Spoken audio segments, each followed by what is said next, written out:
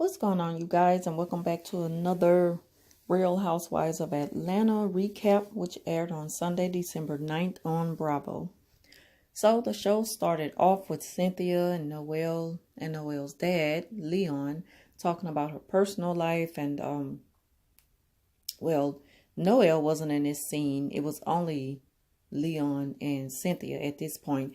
They were sitting in the kitchen, and she had cut up some strawberries for him.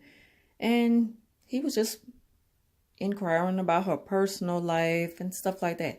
And Cynthia said that they're like sister and brother. And to me, they seem to get along real good. And I've noticed that over the seasons. And I mean, it's just real good to see them always in a good place every time they show those two together on the show. And so he's just wanting to talk to her about everything dealing with Noelle as she's getting ready to leave for college. So Todd and Candy met with Shamara and Ron for brunch. And Candy, she's just talking about how she feel about like Todd and the relationship and all that kind of stuff. Shamara is talking about her relationship, and she was asking like, so how did y'all feel when I was exposing everything with my open relationship at that party? And Ron was giving a face like, why you gotta be talking about this again? And then Candy, she started talking about all this other stuff. So I think Todd is all for it, but at first, Candy, hearing about Shamara's affair and everything with other women, she just wanted to make it look like, well, even though I like to do different kinds of stuff, Todd was always all right with it. But with Shamara ended up letting Candy and Todd know for the first time. Well, really Candy, because I know she don't really know Todd that well. Her and Candy are friends. So she mentioned that she was in like a relationship with the person, like a serious love affair, which almost completely ruined her marriage. And it was heading towards, I guess, divorce. She even said that the open relationship was something like a blessing because they end up learning a lot about each other at the end and appreciating what they have. So Candy talking about Portia again, and I'm just so tired of hearing this. And she just going on and on about that man and who he used to be with. And hell, I'm like, if Portia love it, I'm fine with it. Then she said that she's not trying to be in a bad place with Portia. But to me, she got a funny way of showing it because she keep on bringing up his past, his tattoos, his relationships in the past and all that. So, Nene, she went to go visit her friend Tanya. And, oh my God, I love her home decor. Like, I just live for designs like that. I love fur and all that type of stuff. I just love like solid color decorations in the house. I don't really like eclectic. I don't like an eclectic scenery, like different colors all around the house. I just like plain, not really plain, but I like solid colors that still stand out. I just love her decor I love her home decorations. And so, let's see. But anyway, so she'll be getting married again. And she was just giving a little advice and stuff on taking her time going down the aisle. Nene was telling her there's no need to rush. Don't let nobody rush you in to get married. You just do it on your own time. Then she invites her to couples night that her and Greg are putting together. So Portia is on her way to meet with Candy, and she's on the phone talking about the whole Candy running her mouth thing about her man.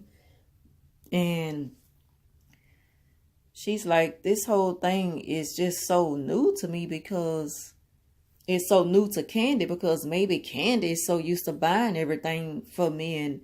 And it's like, she just so surprised, and she keep bringing up the fact that Dennis bought this and he bought that for somebody. Like, What does it have to do with anything? Why does it matter to her? If that's the way that man want to get his women, then that's on him. And he, he do good doing it. He get them.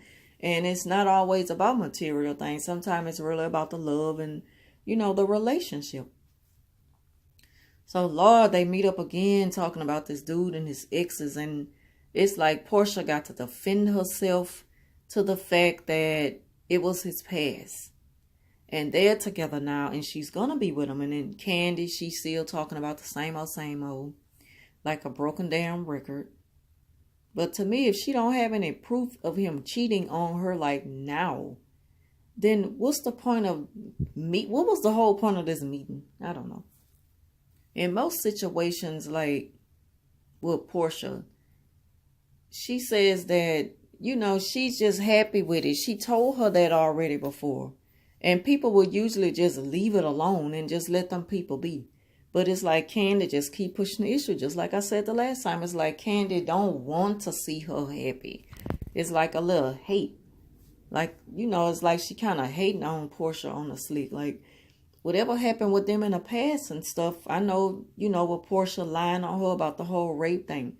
If Candy so claims that, they kind of getting in a better place and she's over it and she forgave her and all that kind of stuff, okay, well, let it be like that. But don't keep trying to bring it up all the time when you so-called trying to look out for Portia. Because to me, it's just not genuine to me. And it just makes Candy just look so messy. And so Portia was like, so let this just be the end of that.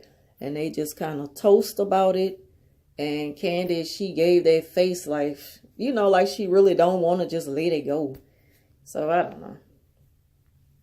And then she also told Portia that I just want you to just slow down and stop trying to move so fast into these relationships because you don't know that much about these dudes. And then Portia was like, yeah, but it was okay. It's okay for you to come to me. Like, why couldn't you have done this in the past? Just come to me and let's have this conversation one-on-one. Instead, you went to everybody else and went and talked to the other ladies about it first and got their opinion on should I go and talk to her about it. Even after they had told her that she should leave it alone, she still pushed the issue. Like, what is it to her anyway? Because she really don't like the girl.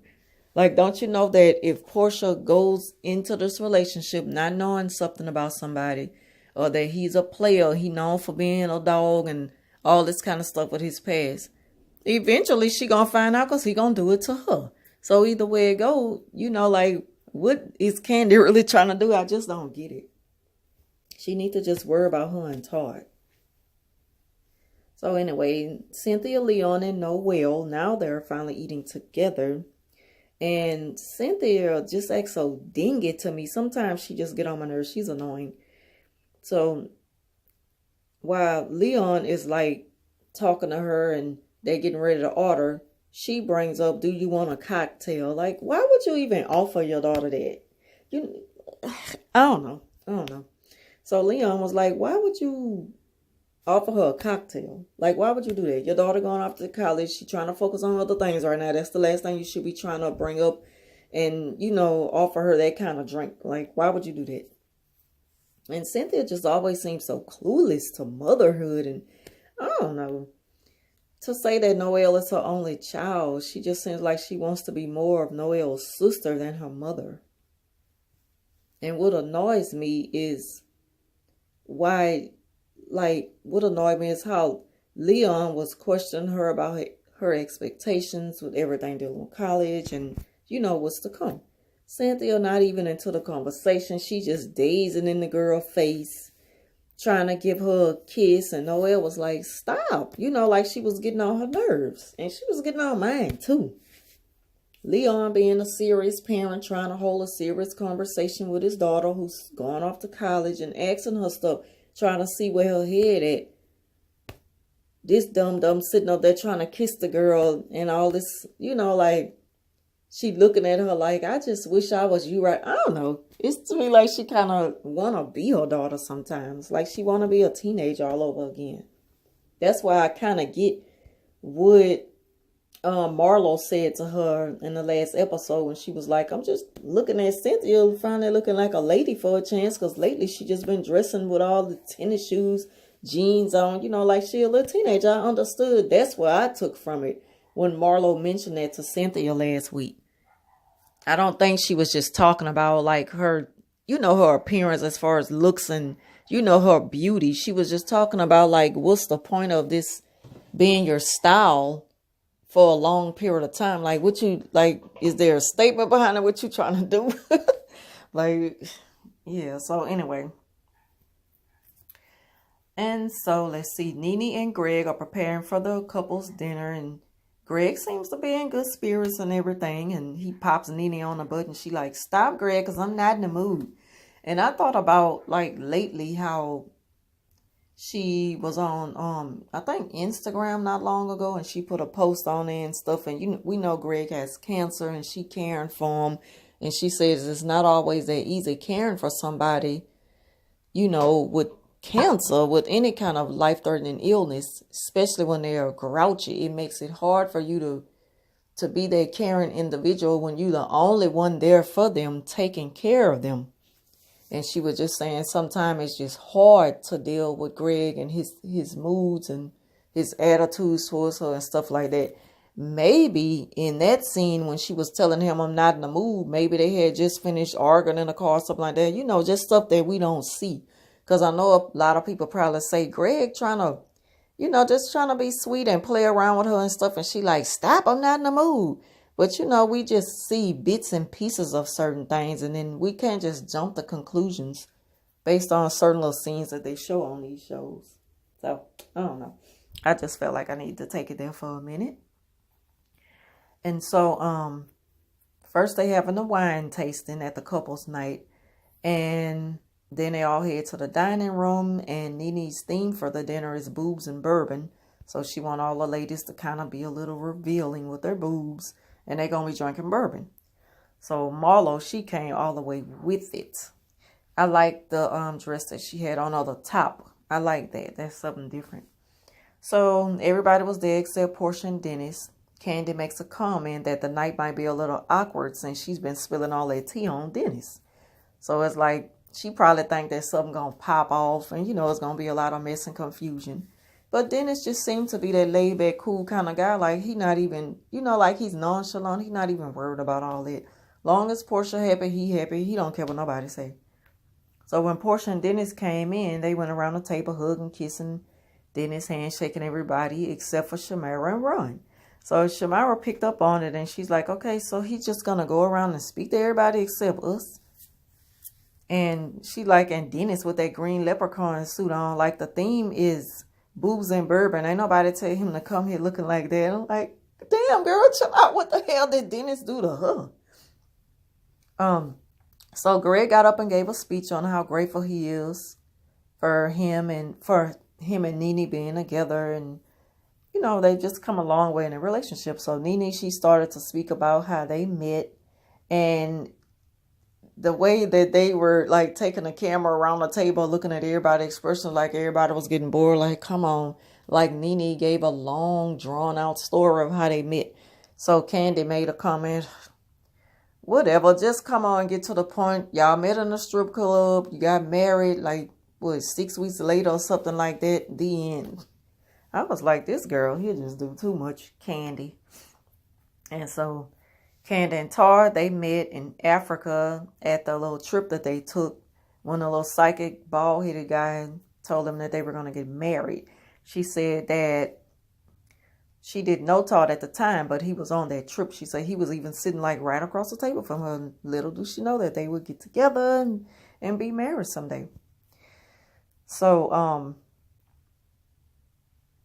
Shamira and Ron, they met at the club in LA after, I guess that's New Edition had finished performing. She said that after the show backstage or whatever, Ron grabbed her on her hand and they hooked up and stuff like that, like the very next day. And she was just so like, yeah, we hooked up the next day. We got it in. Like, she was just so happy to be talking about her like one night stand. But I guess that's supposed to not make her look so bad because it was with a celebrity, with like with someone from New Edition, like with a legend. So I guess she wasn't expecting to get no backlash from that. That'll make her look bad as somebody who slept with somebody soon she met them.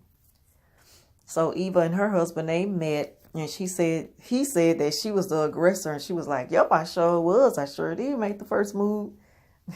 And as they were holding that conversation, Portia, she was like, "Well, how about you, Marlo? You didn't tell us about you." And Marlo, she just kind of laughed it off, and they quickly moved on. So Portia and Dennis, they say when they first met, that Dennis said that Portia kind of dissed him for a while. Portia denied it and stuff. And then she just said that they went on head on and hooked up and all that kind of good stuff. And she's not really worrying about tattoos and all that. She said she loved his tattoos. She loved his style when he just dressed with just plain tennis shoes and shorts on. She said she just loved him and everything about him. So the chick at the end of the table with the yellow on, I forgot, I think her name Ivana or something, I don't know. So her and Eva went to the same school. The conversation came up about them knowing someone. And then she just seemed like to me like she already had like way too many drinks. So clearly you can hear it in the way she was talking and stuff. She beat on the table and screaming, talking about, "Can I finish my story?" Because Eva didn't really remember her. So I guess she was insinuating that her and Eva slept together. I don't know, but Eva denied it and was like, "And I wouldn't even mess with nobody that dressed like that with this yellow banana peel looking dress on up in here." So I don't know. She just came at Eva some kind of way. I don't know. But that was a little crazy moment real quick. And so it's Dennis's birthday party, and Portia has like a caterer there hooking up the scene for his birthday dinner. And she bought him a gift, and he even bought her a gift on his birthday. He is just so sweet. So she asked him what did he think about meeting everybody, and he said everybody was pretty cool. And she made her way to that conversation again about the tattoos and all that kind of stuff. He was like, everybody got a pass. Candy got a pass. Toy got a pass. I mean, why does it matter what I buy people anyway? Like, what he over there buying her? That's what he need to be focusing on. Because it's like he was saying, like, Candy, she got an attitude. Like, what? She worried about what I buy women. What is her man buying her? You know, like, he even picked up on, like, Candy just might be a little jealous. Like, what is that all about? Like, chill out. Worry about you and Todd. And that man got that. He got Portia. He got that. He's right where he want to be. And then as he's opened up his birthday gifts from Portia, he was opening up, like, his first gift was like a baby shoes. His second gift was like a baby bottle, I think. And she even had a pregnancy test here behind. So he was at first just looking at her, and then she said, "I'm pregnant." And he was just looking, and he wasn't looking. He didn't have an expression like, "Oh, God." He was just looking like in a little state of shock, but in a good way. Like he was shocked, but he was happy. And so he got up and like, "What?" Then he walked away, and then they hugged and stuff, and they hugged. And she showed him the pregnancy test, and he was just like so taken back by it, but he was happy. And you could tell that he's happy. You could tell that she's happy, and they love one another. They're in love with one another. And I just wish them the best. He even started crying while they were hugging. That was just so sweet. And so that's pretty much how this episode came to an end. It was pretty good. So anyway, if you all enjoyed this recap, please give it a thumbs up and leave a comment down below. And as always, I want to thank you all for watching, and I'll talk to you soon.